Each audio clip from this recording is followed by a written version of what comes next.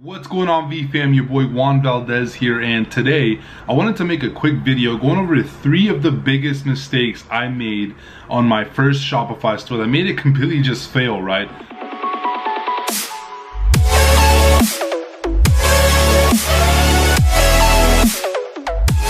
Honestly, after all the time and efforts that I put into that store, I literally felt ashamed because I thought I was doing everything that I was supposed to do right after testing it and realizing, thinking back now to the things that I actually did, it was a huge mistake. So I want to make this video to help some of you guys that are just getting started, or maybe if you already have your store, running, help you guys avoid these silly mistakes that honestly made it so my store really didn't get any kind of results. For those of you guys that follow me, you guys know I like to be super transparent, so I didn't give an update as far as how I did last month, but I wanted to pull it up here. Last month we did about 80 grand, and then if I'll refresh it for this month so far, so you can see this month we're at about 20 grand. So honestly, pretty good month so far. I can't complain. I'm working on getting a lot better numbers, but again, a lot of the systems are in place, so now it's a lot more automated and it's a lot better than when I first started my store. So now, to kind of get right into it, I kind of broke down 3 of the biggest mistakes again that I made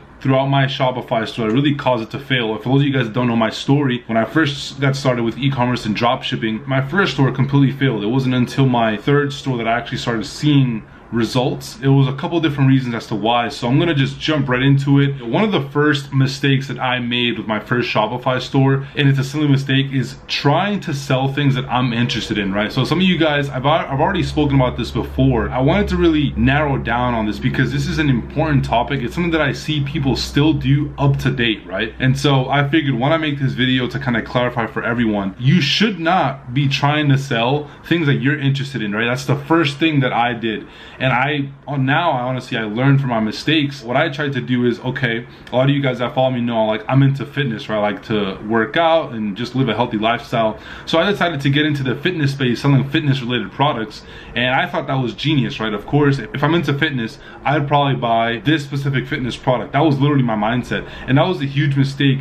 And I see that people are still doing that. So you want to make sure you don't do that, because when you do that, you're just making it a lot harder for yourself to actually see results and actually get any success, because you're already down one. You should be doing research first to find things that have already been proven to sell and go after similar products, right? So that's the first one. You want to make sure that you do that, because the things that you're interested in, other people may not actually be interested in those products, right? So you want to make sure that you're going after products that people are actually interested in. There's no need to create a need in today's world, right? There's already a ton of people that are shopping online or buying things, and you can easily find the things that these people are buying and have similar products and market to them as well. That was the first one for sure, hands down. And I know some of you guys may be thinking I may have made that mistake too, or may have already heard about you making that mistake, but I wanted to make sure I hit this home, because when it comes to selling things online, you want to make sure you're fulfilling a need, right? And you're solving a problem. You're not going after things that you just think are going to sell well, because you're not going to do well if that's what you try to do. The next mistake that I did that was a huge mistake, is I tried to sell all my products really cheap and have all of them on sale. So my strategy was okay, I know that there's other people selling these products, some research, seeing what I can mark my product up by and see what Amazon was selling and things like that. And so I figured, okay, cool, so why don't I just try to beat everybody else by having the best prices, right, and the cheapest product. And that was a huge mistake, because when it comes down to buying things online, you never really want to be the cheapest, right? Because when you're the cheapest, there's a couple things that happen, and honestly, if you're being cheaper than Amazon, you're probably not making much profit, right? Amazon, they're willing to take that hit on a customer buying their product for way less than everybody else is selling it, because they know they're gonna get that customer to come back and buy again and again. I really think back to it, that was a huge mistake. Now, another reason why that's a huge mistake, and why selling really cheap products or trying to be the cheapest, and also having all your products on sale, or both of those are huge mistakes. When you sell really cheap products, people start to know you as this store or website that sells really cheap products, right? So a good example that I like to use is taking it back to Walmart, right? Nobody goes to Walmart thinking about buying expensive products. People go to Walmart because they know that they sell inexpensive things, so they know that they're gonna go there to buy cheap products, right? Once you kind of limit yourself, start advertising yourself as a store that sells really cheap products or the cheapest products and always has all their products on sale, well, now that's what you're known as, right? So whenever you try to sell, more expensive products, that doesn't work. So that's exactly exactly what I tried to do. You know, whenever I tried to sell more expensive products, it didn't work, right? And the reason why is because people already knew that I was known with that store for having really cheap products, right? So obviously I tried testing really cheap products at first, then I tried to test more expensive products. But because my whole store was filled with just inexpensive products, then obviously that's why I didn't have any success. Thinking back to it, obviously that was a huge mistake. So I see a lot of people doing that now. They set up their stores and then all their products are like on sale, right? And that's a huge mistake, because what's gonna happen is when now people come to your store, they're gonna see you as a store that has things on sale all the time, right? So they're not gonna wanna buy things unless it's on sale, because they know that you're always having everything on sale. So whenever you try to advertise like a regular retail product, if it's not on sale, they're not gonna be interested. And that is something you don't want. You want people to always be open to you buying free plus shipping offers if you have them available, free plus shipping products, and also retail products if you have them available as well. You want to be known for kind of having both, right? And this is the same thing I actually did with email marketing. One of the biggest mistakes that I made is when I first started doing email marketing for my first Shopify store, all I was doing was sending out free plus shipping emails like back to back to back. Like my first email did super well, the second one did super well, third one. But after like the fourth and fifth email, my open rate, my click-through rate, and the sales that I was making with every single email started going down. And the reason why is because obviously not every single product qualified to be a free plus shipping product. After I sent out those emails, well, I started to run out of products that I could actually market for free plus shipping offers. And so I had to start selling retail or start promoting retail products right through these emails. And instantly after I sent out a retail email that had only retail offers on it, literally my sales didn't do anywhere near as high or as good as the sales that I generated from sending out free plus shipping emails. And the reason why was because my customers, or the people on my email list, started to really categorize me as someone that sent out emails always with free plus shipping items. So then once I had retail items, they're like, no, I'm not gonna get this because he may have it on a free plus shipping special and I can get it a lot cheaper.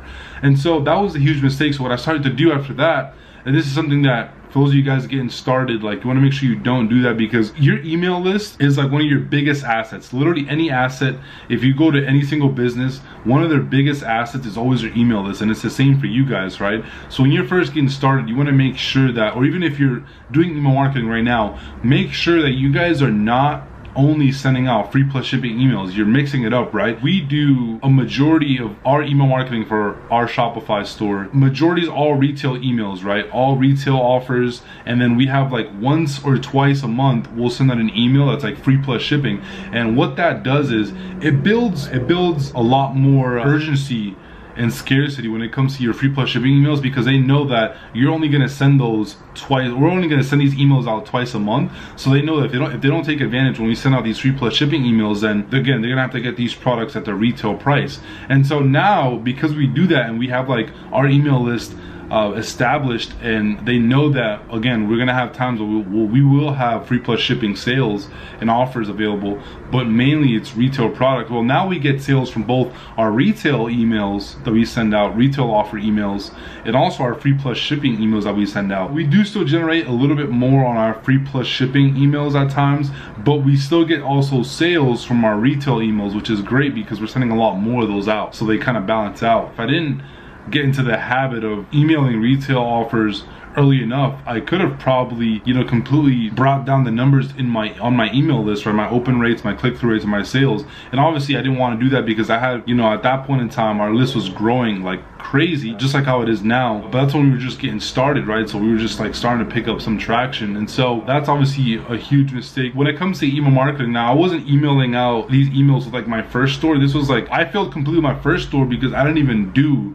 email marketing to begin with. But it was a mistake that I wanted to include in this video that I see a lot of people making, right? When it comes to email marketing, first off, not a lot of people do email marketing, which is a huge mistake. But second of all, when I see people doing it, they're emailing like free plus shipping offers all the time, which is a huge mistake. Now, the third and last mistake that I made was thinking that I could just have a decent Shopify store and that would be enough to make sales, right? So my thought process was, how fast can I get this store done, or in my opinion, done and up and running, and start getting customers to come and buy things, right? That was my thought process. I was thinking, like, how fast can I get this set up? How I should have been thinking about it is, how can I perfect this store and optimize it so that when people come on my store, they're actually incentivized to buy, right? Because I have all the right things in place. And that's not the mindset that I had at all. So my mindset was like, again, how can I get my store set up the fastest? So I rushed my store so I could try to start making sales, and that was a huge mistake. You want to make sure you guys don't do that. I didn't optimize for conversions. For those of you guys that don't know about optimizing and what optimizing your store for conversions is simply when you have all the right things in place. For example, like the cognitive biases in your store, and which are the things that basically help people make decisions, which is like scarcity, urgency, social proof, all these different things. Having your store optimized is something that's super important. That's something that I didn't do, right? My thought process is, how can I set this store up the fastest? That way I could start trying to generate sales. And so that was a huge mistake. And also, I didn't think about the buying process that I was having my customers go through, from all the way from the pre-purchase to the post-purchase. Again, because I tried to rush my store, I didn't think about, you know, what my customers were potentially thinking when they were coming to my store. So one of the most important things is, like, when it comes to you having your store optimized and congruent, you want to make sure that from the time that a customer sees your ad all the way until the time that they check out, everything in your store like makes sense, right? And it's congruent. And what I mean by that is, if you're gonna have a nice looking ad, make sure your store looks good, right? Make sure you also have a backend system. I didn't have any of that in place, none of that. So that's super important, because the buying process is important as well. So what's the customer going to see when they first land on the home page? Which, again, when I first did my first store, it was terrible. It was like, I wish I still had it around so I can show you guys, or at least screenshots of it, how much of a joke it actually was. Make sure you guys don't make any of these silly mistakes, because they can cost you time and effort and money, of course. Obviously my goal is to help you guys pretty much know everything that you need to know to take a store from, not only a store, but your e-commerce business from A to Z, and really have success with it. Because when it comes to e-commerce, it's a lot more than just having like a high converted Shopify store, right? Obviously you need to have, you know, good products, good ads, things like that. But for this video, I wanted to mainly focus on the 3 biggest mistakes that I made with my first stores. If you guys want to see more videos about other mistakes that I'm making with either my Shopify store or just in general with an e-commerce, comment biggest mistakes down below. I'm testing non-stop, so obviously sometimes I do things that work and sometimes I do things that don't. So